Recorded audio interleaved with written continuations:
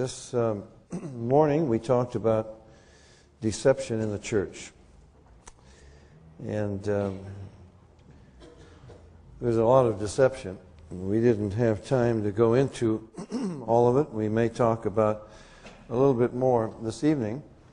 But I thought this evening we should consider where is this taking us? What is going on?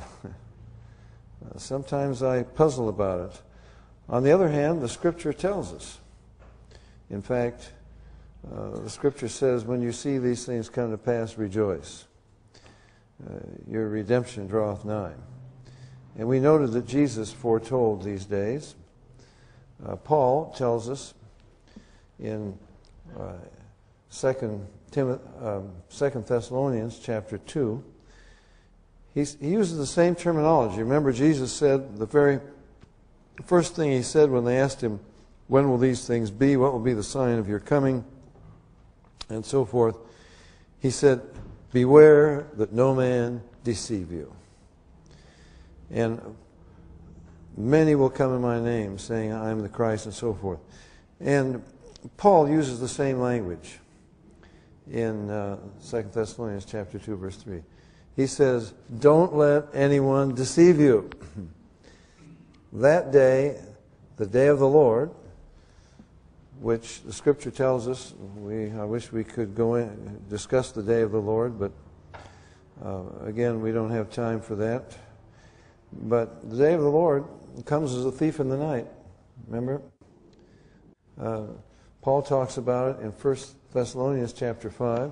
He said, you yourselves know perfectly that the day of the Lord so cometh as a thief in the night. For when they say peace and safety, then sudden destruction cometh upon them. I believe that the rapture marks the beginning of the day of the Lord, and perhaps we can talk about how close do we think that might be. We should be expecting the rapture at any moment. But he says, don't let anyone deceive you. That day will not come except the falling away comes first. The apostasy comes first. So this is obviously where we're heading. And in fact, it's where we have to go. Isn't that right? You can't come to the day of the Lord except the apostasy comes. So we shouldn't be, on one hand we mourn, and Paul wept as we noted this morning. On the other hand, this is what we are to expect from Scripture. Now, I believe in imminency. I believe the rapture could occur at any moment. I believe it always could have occurred at any moment after the death of the apostles. So you say, well then, we've done away with imminency if the apostasy has to come first. No, the apostasy has been here from the beginning.